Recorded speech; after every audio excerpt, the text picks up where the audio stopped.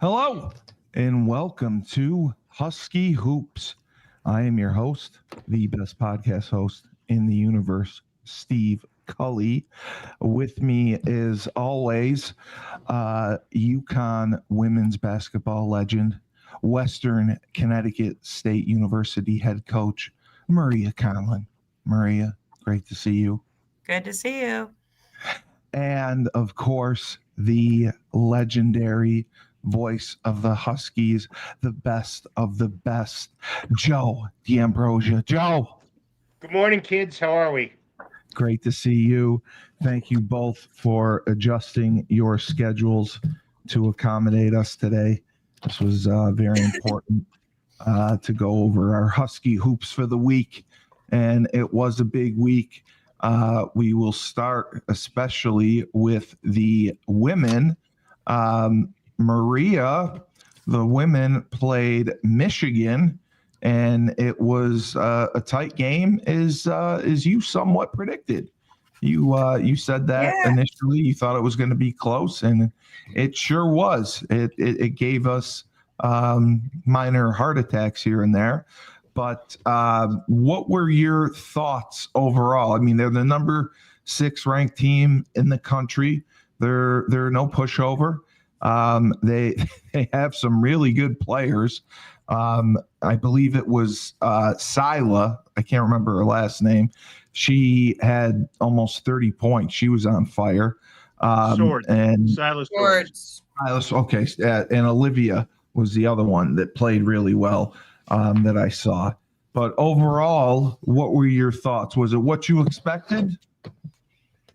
Yes and no. I thought we would win by double digits, which I think if Swords didn't hit those ridiculous threes like she did, we probably would have. I think we said this last week. I mean, I really believed that going into the season that this would be one of their hardest games out of conference or just in general. And I think we saw that. I mean, the Michigan coach, she's a really, really good coach. I really like her. Yeah, she's great. Yeah, I like her demeanor. She definitely had them prepared and scouted pretty well. I didn't think they played particularly great in that first half, Michigan. So I don't know what the heck she said at halftime, but whatever she said worked. I think the big thing for me, like, still watching, the women is like us getting a little more consistent with like who's going to be the third person of that 3-headed monster for us. We know that AZ and Sarah are going to do their thing. But they can't each average 40 points a game. I didn't think KK played well again. I didn't think Heckle played that good. The freshman who played great against Ohio State didn't play well. She actually didn't even play much.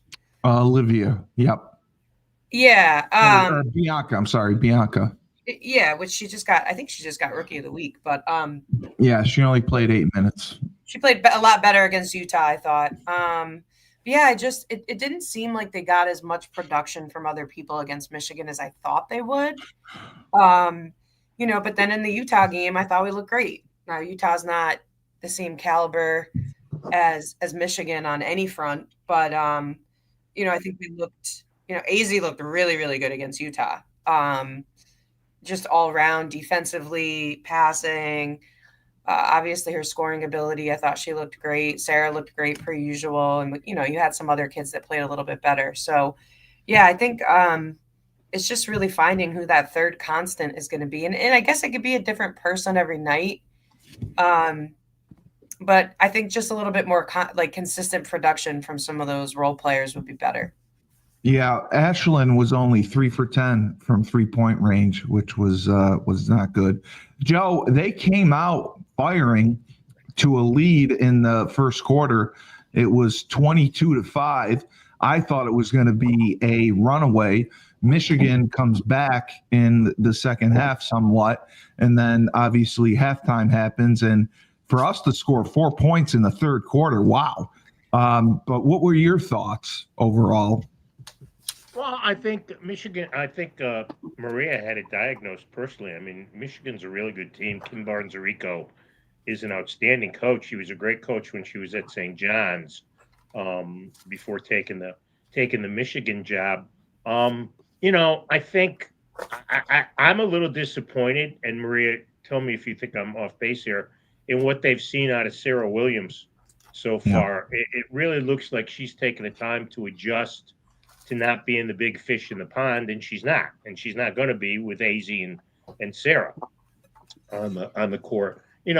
Kate Ashlyn Shade is what she is. She's an inconsistent shooter, 3 for 10, 2 for 6 on Friday night, and then Sunday afternoon she was 4 for 9, 0 for 3. I mean, it's kind of what we'll talk about with the men shooting as well. KK is meteoric. Some games she's going to be terrific. Some games she's going to struggle a little bit. I think Quinones has the best potential to be that number 3 scorer that UConn looks for. I mean, she had the 21 points in 17 minutes against Utah, which obviously was not the same caliber competition. And I think it's disturbing that you let Michigan get back in the game, but I think answering the call at the end, making big plays down the stretch. Now, look, some of the shots the kid from Michigan hit, down the it stretch, felt like March Madness. Yeah, exactly. On the men's side. Exactly. You're gonna live with that because your defense was pretty good, and she was just chucking them up. Although, if you're KK, how do you get hit by that screen twice? Well, I mean, you're not aware. Seriously, I mean, what are you gonna? What's the story with that? But yeah, I don't think it's bad that they had a little scare put in on Friday, and then I think in typical Geno team fashion, they responded with a big effort on Sunday, albeit over a far inferior opponent. But all in all, it's a positive weekend. You get to spend 3 days at the casino, and you play a couple of teams that you don't normally play. I don't think there were any negatives on the weekend for overall. I mean, individual games, yes, there were negatives, but overall, I don't think there are any negatives. I would just say that the only negative that I saw, and this doesn't even have to do with UConn, it's just mind blowing to me from the Michigan coach. The only error I thought she really made in that game is how do you foul AZ Fudd twice to go to the free throw line? Literally foul anyone else, and you might have had a shot to make a game winner or something. But this girl's it's like fouling Steph Curry. Yeah. No, that's a great point, Maria. I mean, and what you do, and this as a coach, is you double team her on the inbounds and force the ball out of her hands. Whoever's guarding the inbounder, just double team AZ. That's it. Right. Yeah. Right. You don't have to guard the inbounder in that situation. No. You want to guard everybody else and make it hard for them to get the ball in. So yeah, that was strategic. That was strategically bad. And as a team, 10 for 11 from the line in that game, mainly because AZ went 6 for 6 down the stretch. Yep. I mean, that's the reason the free throw shooting was so good. But yeah, I think the weekend was fine. It's all part of the process of building up towards March and April. I mean, we don't even look. Let's be honest. We don't even think about gearing up towards the Big East schedule because it's just going to be. It's going to just be what it always is. It's just it's like Sherman marching through Georgia. It's the UConn and women's basketball on the conference schedule is no different than the American. The old Big East used to be better because there were teams like BC when they were good. Louisville, Syracuse would come up with a good team. God knows Rutgers was always a rock fight. They played I don't want to say dirty, but they played rough. They were very physical. So it was. I think all in all, it was a good weekend. It was a good showcase. Getting the game. I think, and people can poo-poo this all they want, and that's fine because you don't know what you're talking about. But I think getting a Friday night game on national TV for women's basketball was great. Absolutely, not on Fox Sports 1 or any of the sub networks, but getting it on Fox. Absolutely, Maria. I wanted to ask you. Did you think possibly Gianna Alfie should have played a little bit more in this game? because Sarah Williams was kind of off kilter a little bit in the Michigan game? Yeah. No, I mean, I think it was smart to go with a smaller lineup against Smaller them. lineup. Okay. Yeah, I mean, I think I've said this before, like El Affy and even Williams to an extent, if there's not an extremely dominant big who doesn't play inside and outside, isn't on the other team, there's really like, we're in the world of bigs being able to, roam on the 3-point line, shoot it, get downhill from there. Those are tough guards for, El Affy and Williams to bring them away from the basket like that. So, no, I don't think so. And we have such a guard-oriented offense too. It's like with the cuts and the flashing and, it's almost like it's partially the Princeton offense, but not. Like there's just a lot of cutting and moving. And I don't think that works to their advantage in their style of play. Right. Joe, what are your thoughts on that? No, I never will question what Gino does substitution-wise.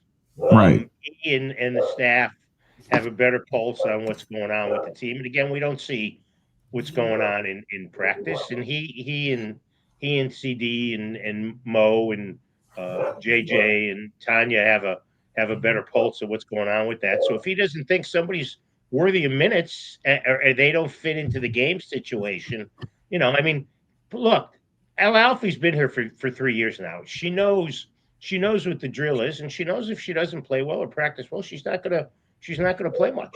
So I don't think that's I think, Steve, that's your version of Victor Rosa with football. Right. I think it's Caitlin Penn from last year. Right. Yeah. I think it's a product of what you do in the week leading up to the game. So no, I don't. The only reason I say it, I thought she played well down the stretch last year during the Final Four. So that's why I thought she improved a lot. But seeing what we have and seeing what Michigan had, yes, it makes sense for her to get less minutes. But they must not have thought she was that great because they brought Sarah Williams in. That's what I'm saying. They did bring Sarah Williams in, but I still think that she knows what she can do and she does it well. She's not someone who's going to score. She blocks shots, she fouls, and she plays decent defense. She's a presence in the middle. But yeah, she's not going to provide you any scoring. So I definitely agree with you. As Maria has said, if there's not an opposing big you don't going to give you issues, then you don't have to play her. You can play Sarah at the 5. You can.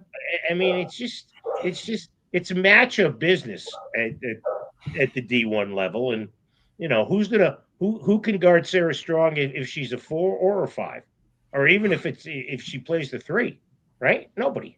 So. She can play anywhere. She can play anywhere she wants. No one's going to guard her. And that was a good win for them to come back and finish that off when they could have easily lost it against the number 6 team. Great to see it against Michigan. And then it was on to Utah. And Maria, like you said, AZ had a phenomenal game. She had a phenomenal game. 28 minutes, 9 of 11 from the field. I mean, she was 4 for 4 for 3-point land. What did you think of her performance overall? 8 rebounds.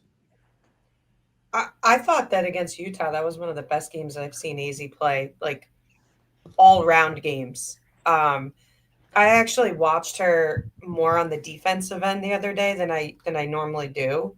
I mean, she's everywhere, she's switching on to bigger guards, smaller guards.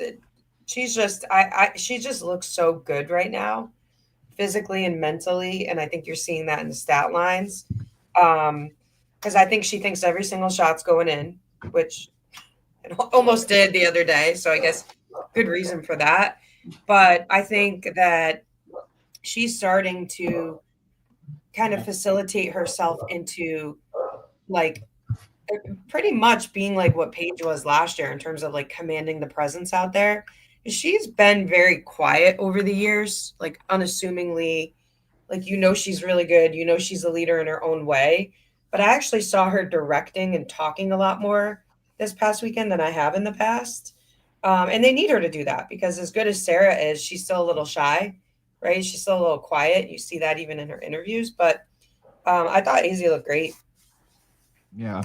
Joe, what did you think of AZ's performance? I mean, I think that having Sarah Strong takes a lot of pressure off her, and that's part of the reason she's playing well.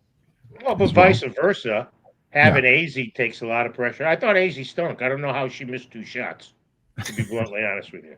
I mean, that's a failure on her and a failure on the coach. It's inexcusable. It's inexplicable and inexcusable. No, she's great.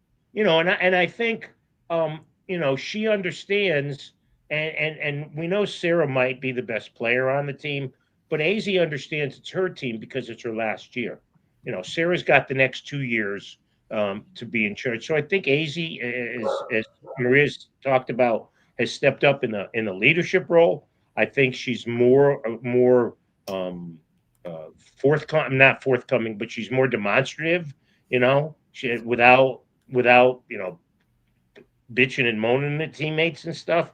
I think it's a perfect storm for her to have a senior year to remember, and good for her because look at all the injuries that she's dealt with over her time at UConn. I mean, if she hadn't gotten hurt, I mean, who knows where she would stand on the all-time scoring list. But that's not what UConn basketball is about. It's not about how many points you score. It's about how many natties you win. And I think though that she wants to show that she can be the leader, she can be the number one player, and she can lead a team to a championship. And I think we're seeing that 5-6 games into the season already, which is an outstanding sign if you're Gino and the coaches. Well, and I said to someone the other day who was asking me about her, I said, listen, she would have been a first-round draft pick had she left last year, right? I'm pretty sure she's done with her degree at this point, right? Like, I think so. Yeah. Like, I think personally for me, I think she stayed for exactly what you just said, Joe, so that she can put her stamp on a season in the books of, okay, this was my – because listen, let's face it, every year she's been here, she's either been hurt or it's been Paige's team, right? So, now, although, yes, she has Sarah Strong, just like Paige did last year, and Paige had AZ and Sarah Strong. But I think, like, there's a different level of it when you're a senior and it's definitely your last year. I think she stayed so that she could slide into the role that we're talking about right now. And look at how ironic it is. You know who was the number one pick in the WNBA draft? Dallas. I saw that. Dallas. Yeah. I don't think listen, I don't think they should pick her because they have a lot of other issues there. But, yeah. But they could, they could. Yeah. If they want to load, if Jose Fernandez wants to load up the offense, then that's the path. They need a solid big though. Yes, they absolutely do. Maria, what did you think about KK's performance? She had 7 points. She had 4 steals, 3 assists in 20 minutes. Is that about what we're going to be expecting of her? Should she have more assists? She's not going to be that 20-point scorer, but she's going to be the facilitator. When I look at KK, and listen, I love what KK provides when she's out there. She's like a human energy ball. Yes. And I think that is her sole job this year. I really believe that. Obviously, she needs to facilitate the offense and get people involved and all that. But as long as she's bringing that energy, because she's really the only one on the team that has that like gear that goes, because all the rest of them are pretty like steady Eddie, and she's a disruptor. So I think anytime she's being a disruptor in there, it's fine. I mean, listen, she's going to have some games where she's going to be in double digits just because the team we're playing against is bad. She gets steals, she gets out on the break, blah, blah, blah. But I think in the games that are going to be tight, I think what you saw from her over the weekend is what you're going to get. Joe, what did you think about her play? You know what? I think all you need KK to do is take care of the ball, find the right people in the offense, knock down a couple of shots, and defend the other team's point guard. And if she does that, then I think she's. I don't think we have to look at her numbers. I don't think we have to We have to overanalyze what they need from her. I think they need her to do just what I said. And when she does that, she's a valuable, she's an important piece of the puzzle. When she doesn't do that, you got issues because I don't think Heckle can do No. any of those things as well as KK can. So make a couple of shots, distribute the ball to the right people at the right time, get a couple of steals, and play some suffocating defense on the other team's point guard. That's all. It's not. You needed 3 the other day, Joe. I don't know if you saw that, but like the girl was like 10 feet off of her. Yeah. And I'm like, you gotta shoot it, but I kind of saw Coach's face, like when she released it, was like, this is either gonna be the best shot of the game or like the absolute worst. I mean, she made it, so it was fine. But I think even she was surprised. Like, well, she doesn't have the shooter mentality like you did. Yeah. So that's a big difference. But no, I think KK's fine. I don't think we have to. I don't think each game has to be a referendum on what KK Arnold brings to the team. Yeah, and she didn't have any turnovers. But again, Sarah Williams did not play tremendously well. 2 points in 15 minutes. She had 4 turnovers. She did have 8 rebounds. What are you thinking of her, Maria? I mean, she just doesn't seem to be coming around yet. No, I mean, listen, it's still early, right? We've been talking about this. Yeah, I mean, I've been kind of underwhelmed the last few games with her, and I was high on her in the beginning. I thought she played well. But yeah, I don't know. I mean, she's definitely from a production standpoint got to do more, or she's just going to be riding the pine. They're going to play with 4 guards and Sarah, which thankfully for them, they can do pretty easily. And I think like a point that Joe brought up inadvertently earlier is like, if you're Gino and you're playing against a team, even like Michigan, right? And Sarah's the 5, we know she can guard a 5. But I think more importantly, what we have to understand is that whoever has to now match up against her on the other end, it's a complete mismatch, right? Because you're pulling that 5 away from the hoop because she can shoot the 3, she can do all these other things. Yeah. So it's a major mismatch on the other side. And if you got 4 guards that are clicking and are playing well, I would just go 4 guards and have Sarah play the big. 100%. Totally agree. Totally agree. I mean, look, I don't reading her, looking at what she's done in the past. I don't have any. I don't think she's going to be, to use another football analogy, Nick Evers. Okay, I don't think she's going to be wasted money. But yeah, I mean, different kids take different amounts of time to get used to coming here and playing. It's not like when Maria played, when everybody was there 4 years and you knew what everybody did, and by the time you got to your 3rd year together, you had an understanding of what was required. That's not the case anymore, where kids parachute in for a year or 2. So it's going to take her time. I think midway through the season, we'll have figured out exactly what Sarah Williams can do and what she can't. And I think, I'm confident that by the time that they saw something in her that made them bring her in. Okay.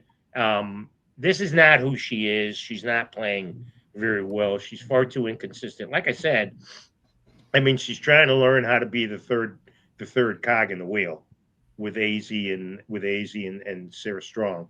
So let's give her time. Let's not, that's the thing about this team. You have time to develop because you know where you're going to be in March. You're not playing every game for a shot at the NCAA tournament. Yeah, it's not the Super Bowl every game. Yeah. Maria, Bianca played quite well. 21 points, 18 minutes, 8 for 11 shooting. Like you said, she could be the missing cog. She could be the third person. Were you impressed with her play? Well, I was impressed with her against Utah. Yeah. Right. That's when I wasn't as impressed with her. Obviously. She didn't play as much against Michigan. And I thought she played well against Utah. That game was out of reach pretty quickly. Yeah. So I don't put like a ton of stock into that. You know what I mean? Like she got hot, but I thought I saw her do some things that I really, really liked. Utah was just no match for them, especially coming off a close game against Michigan. Like, Saturday when they had practice and all the stuff that they were doing, even though they beat Michigan, Coach was laying it on all day Saturday because, we got to win every game by 20. So I'm sure that they all were feeling that a little bit. And I think the positive is that she responded well. He probably was like, listen, these two can't do it all. Somebody else has got to step up. And I guarantee she heard that message and said, all right, I'll be that person. So, hopefully she can roll that into the next couple of games. You bring up a great point, Maria, that we don't talk about enough. You have to really dig deep to find 2 games in a row, barring seasons where everybody's hurt, where UConn doesn't play well in back-to-back games. If they have what for them is a bad game or a mediocre game, they never do that a second game in a row. They come out and they kick the living crap out of the team the next day. I said it Friday. I was like, I don't want to be Utah on Sunday. No, and look, you didn't want to be Utah, except that like 8 wives thing that would work out well. Yeah. Oh, the polygamy. Yeah, the polygamy works well. Other than that, you didn't want it, but it's amazing. You can parse through the box scores during the years, through the scores, and you might see an 8-point game, and you never see an 8-point game again, barring the NCAA tournament. That's a different story. But regular season, they win a game by 8. That next team, man, they better get the depends on. That's all I can say. Maria, the one person listen, let's give Michigan props where they're due. Yeah. Oh, absolutely. I was just going to say, I would not be shocked if we saw Michigan in the Final Four this year. I would not be shocked at all. Yep, I agree. Really? And it would be good for her. It would be great for Kim Barnes, Rico, because she deserves that. Is there anyone else in the Big Ten? I would not be surprised at all. Oh, yeah. I mean, the Big Ten is deep. Yeah.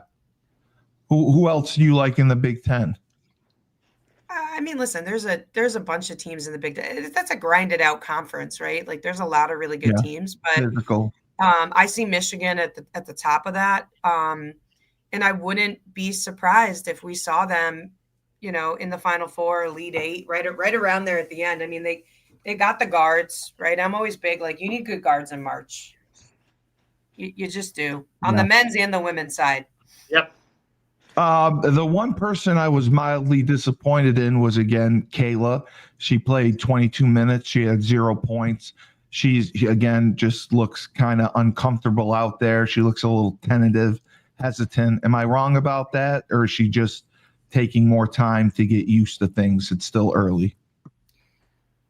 I mean, personally, I just think that the style of play between USC and UConn is just so different. I mean, she went from playing on a team where you're pumping the ball to 1 or 2 players. UConn doesn't play like that. It's constant movement. It's getting the best shots. So again, I think, to the same point with Williams, I think we just got to give her time. And, I mean, listen, if you flash back to the beginning of last year, Caitlin Chen struggled with the same type of stuff, and I thought she came along good towards the end of the season. So, if you're a UConn fan or you watch women's basketball, you're not like, if you're smart, you're not putting so much stock in what's happening right now, especially if you're a UConn fan, because Gino always has a plan and it'll work out the way it's supposed to work out. It always does. There's always a method to the madness, correct? I would say so, yeah. Moving on to the men, we had a nice victory over Bryant before our big game against Illinois coming up. Joe, what were your thoughts on the men? Oh, we're talking about the Bryant game? Why are we talking about that game? Seriously, I mean, they played. I mean, you got to mention it. I am, and it was nice that Demery got a triple-double. It's nice that Ryba had another good game. He's really shown himself to be. They're going to have that 2-headed monster at center once Terrace Reed comes back. But look, and this was the same thing. Karaban, I'm still baffled. Yeah. to the point of amazement 2 that for he got 10. 5 shots in the Arizona game, and then he came out and couldn't shoot, couldn't put the ball couldn't throw the ball in the water against hideous Bryant. 2 for 10, right? I mean, come on. I can forgive Solo 3 for 11, but I think Karaban's an issue. He's got to have he's got to play like the sophomore Caravan, not the junior Caravan, if this team's going to go far. Well, him and Solo combined for what, like 2 for 13 or 14 behind 5 for 21, 2 for 13. 2 for 13. You're not going to be. Put it this way, Maria. If you shoot 2 for 13 Friday at the Garden, you're not winning. Oh, I agree. Yeah, I agree. Yeah, he was 1 for 7 for 3-point land. Joe, I think he needs a sports psychologist, to be honest, because he is just all over the place. Yeah, I don't know about that, Steve. Maybe he does. Listen, I'll say one thing that, this is me just because I'm a fan of Caravan. The one thing that I will give him credit for is this is his, how many years has he been here? Is this technically his 4th year, Joe? Yeah, it is. Yep. He's played 4 years with like completely different rosters every single year for the most part, right? Like, very true. Yeah. As much as we say the transfers have to adjust, it's also the kids that are there that has to adjust just to the transfers and the new kids. Like, this guy has literally played with like completely different starters for the most part every single year he's been there, and I think part of this with him is just adjusting to, again, this new rotation, these new guys. He's still kind of doing his thing, but he doesn't have his groove yet. Well, but the only new real guy is Demery. I mean, he's had Stewart. It's an important spot, though. It's an important spot. Yeah. Oh, it's the most important spot. There's no question. But Stewart and Jaden Ross and Reed have been there, and I mean, he's got to get used to Malachi Smith, who, again, I think I'm not a huge fan. I'll be honest so far. Yeah. Right. I think he's a little too frenetic. He's underwhelmed. That 3 he took in the Arizona game when they were down 4, and he caught the ball on the inbounds and hoisted it up right away. It was an awful shot. But yeah, and look, I think Caravan will come around, but you hate to see, and I also think, and maybe this plays back to Steve's comment, I think he feels the weight of the world on his shoulders. I think he did last year, and I think he does this year. You know? Yeah, I think he does. 4th year. I think and it has nothing to do.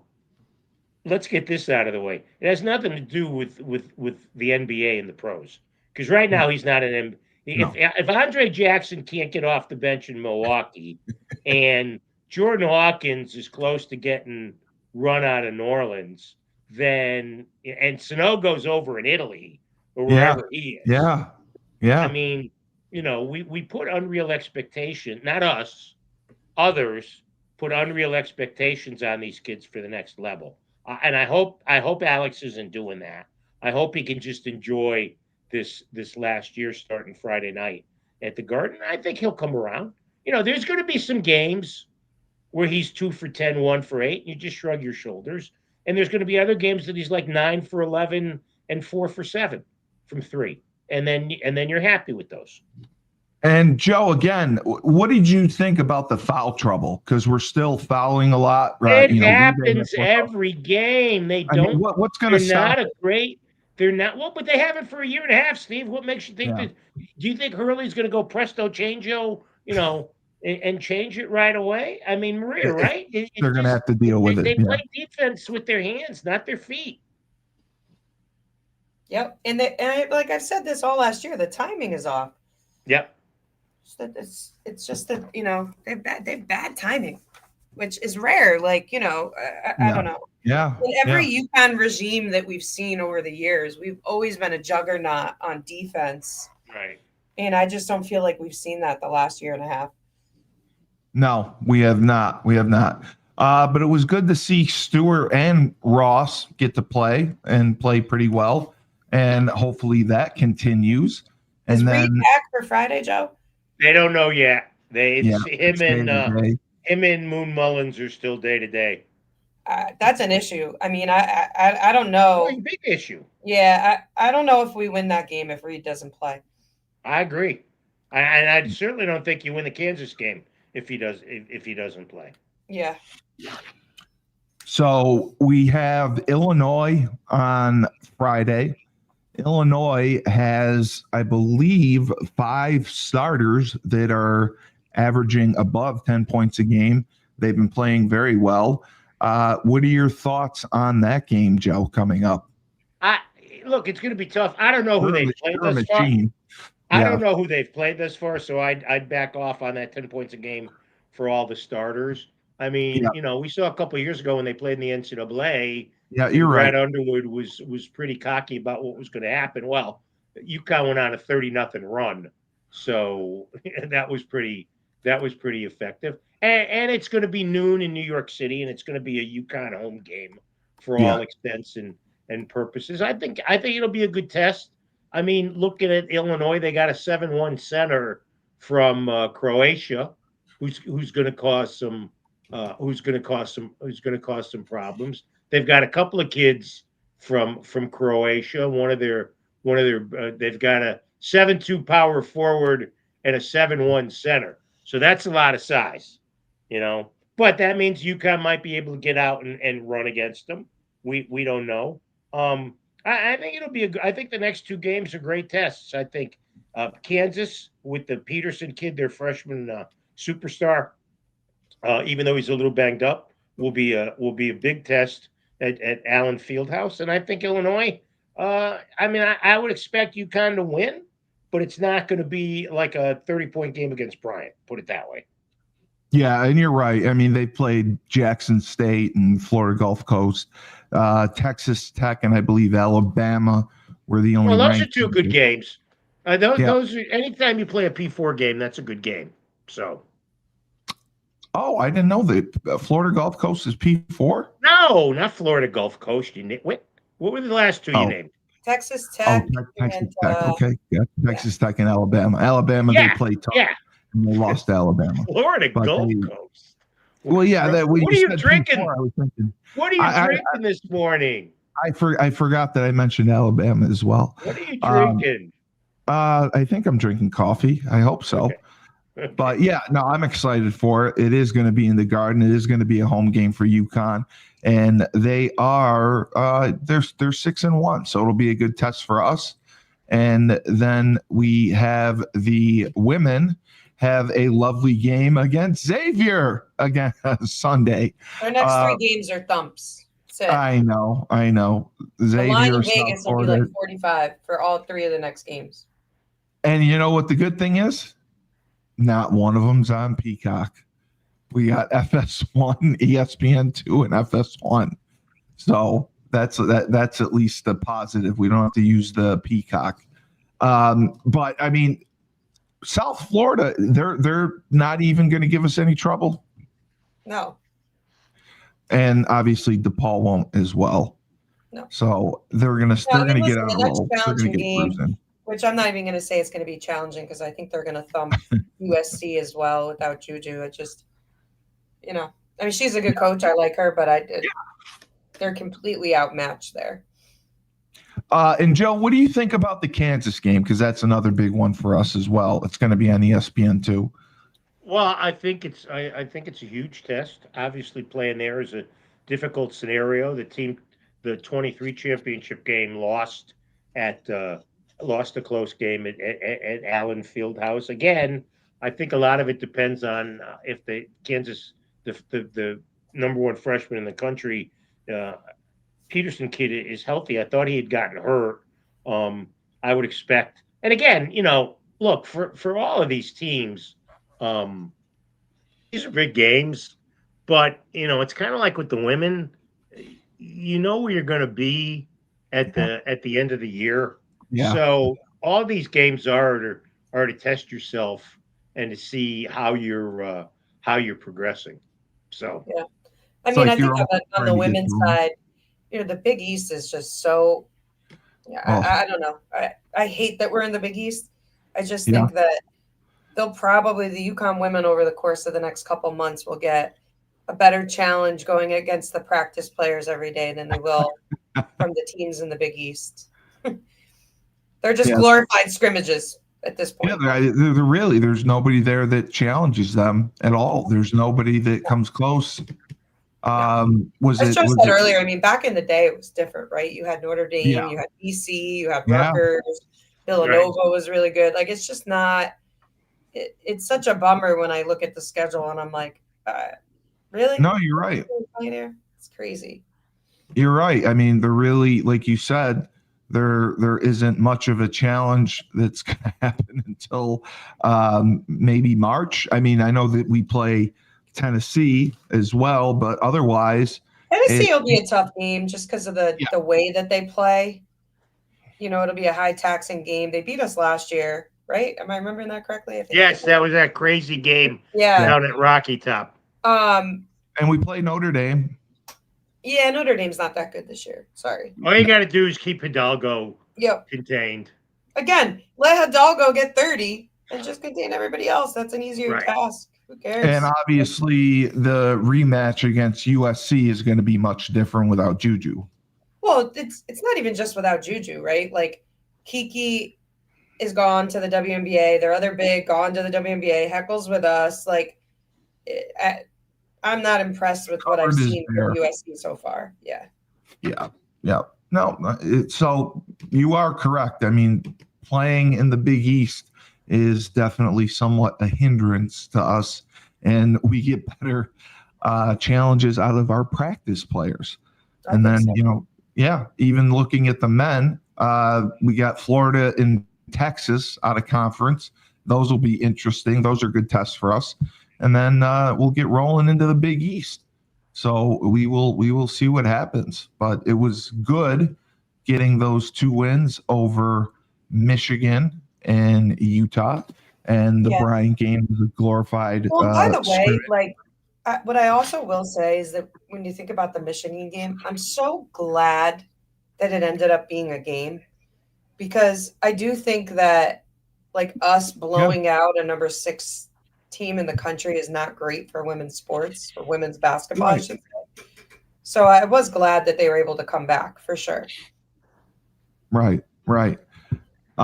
Joe, your thoughts on that too? Because she is right, especially with the way sports are now. I mean, I heard that they are adding women's college flag football at some schools.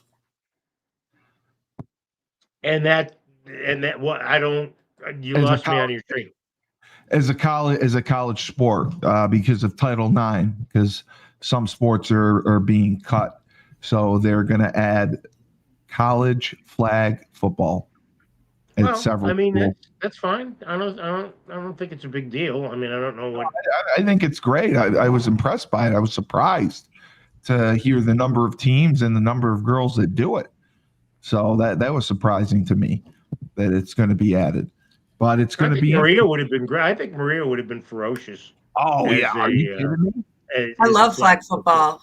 I love it. Football. Yeah, they're adding it at the D3 level too to a lot of. I think, and I say this with all due respect because I love Maria. I think she would have been a bitch to play against. Yeah. Well, she is anyway. She is anyway. Don't worry. I don't think our girl Conlon would have taken any prisoners. No. I would have been the perfect. I would have been the Travis Kelce of flag football. Okay, I like that. Yeah, I like that. Are they adding? And I've just done a little quick research. I think this Darren Peterson kid, the best player for Kansas, probably the best freshman in the country. I think he's going to be.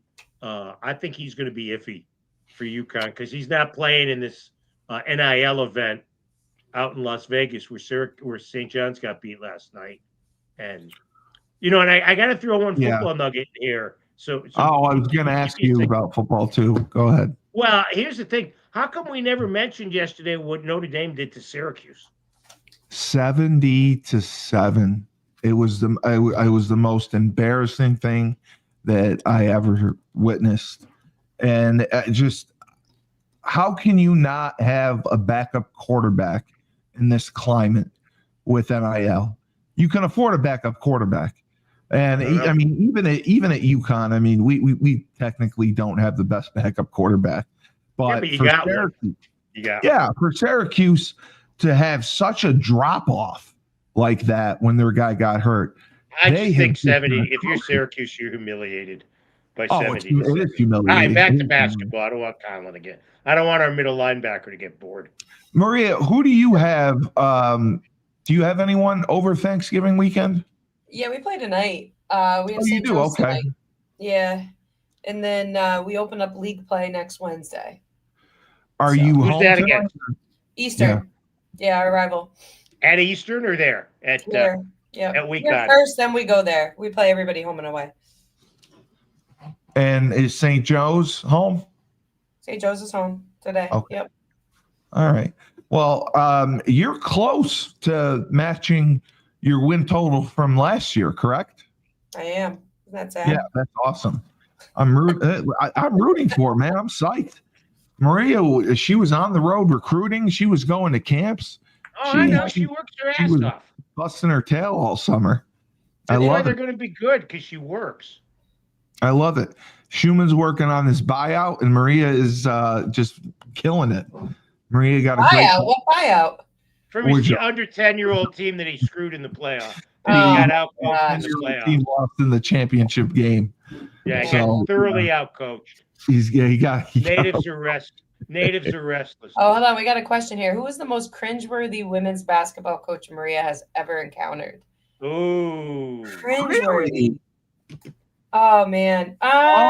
He is back. Okay, that's why. Honestly, I got to be honest. I was never a Muffet McGraw fan. I'll tell you who I liked less than Muffet McGraw was her moron husband, Matt. Yeah, I just like nothing. I don't like anything about Notre Dame or her. Sorry. I'll give you another one. How about C. Vivian? Yeah, she recruited me, so I actually knew her pretty decently. But yeah, she not as cringeworthy as Muffet, but she was definitely, another one who he wasn't cringeworthy from a standpoint of like I actually liked him and the way he ran his program, but just his demeanor, I'd have to go with Harry from Villanova. Gino's buddy? Yeah, I love him, but just his persona is a little cringeworthy. Okay. His suits look like they were from like the 1960s and like his hairstyle, but he was great. But yeah, I'd go with Muffet. Okay. I would think Muffet's the clubhouse leader. Yeah. I'm still banned from the Boneyard too, Christy. Don't worry about it. I'm with you on that one. Boneyard, does that still happen? Yeah. Oh man. Yeah, Boneyard. The message board where everyone goes. Wow. The ACC fumbled expansion worse than any conference. That's I would just pay money. Christy is DB Cooper. I love it. DB Cooper or Batman. I want to find out who he is. Yeah. So a good weekend to look forward to. We hope everyone has a wonderful Thanksgiving. Maria, best of luck against St. Joe's. Excited for that. And is Wendy still coaching there, Maria? Yeah. Oh, that'd be fun. Yep. That'd be fun. Please say hi to her for me tonight. I will. And your rival Eastern. So yeah, we're excited for that. Joe, great to see you. We'll talk Monday after Sunday when we know more what's going on. Yeah. I'm disappointed I won't get to see you 3 times this week, but I'm sure I'll survive. Yeah, I'm sure you'll survive. I'm sure you'll survive and thrive, so to speak. I have an interview with the athletic director from Air Force. Your old boss. As a seasoned veteran, can you give me any tips? I did my research. I thought you've already talked to him once. Not on a podcast. No, just do the same thing you do with us. Just make sure everything you ask is factual. Okay. All right. That would be a big advantage. Yeah. Well, happy Thanksgiving. Happy Thanksgiving to everybody. I hope they have a great. I hope especially you guys and Shu have a great holiday. And I don't want to come off as corny, but the way things have gone with the last couple of weeks, I'm thankful for you folks being in my life. So Yes, we are thankful for you as well. You're healthy, man. We're thankful you're okay. That's for sure. Yes. Things are great. I'll definitely I'll shoot you a text tomorrow, or a message tomorrow. So for Maria Conlon, is there a reason you're going to shoot me a message? I'm not that thankful. All right, for women's. Of course, you could shoot me a message anytime, Cully. You know that. Women's basketball, UConn women's basketball legend Maria Conlon, Western Connecticut State University head coach, and Joe D'Ambrosio, the legendary voice of the Huskies, the best of the best. I am Steve Cully, the best podcast host in the universe. Remember, when life gives you lemons, don't make lemonade. Take 2 oranges, throw them right back at life.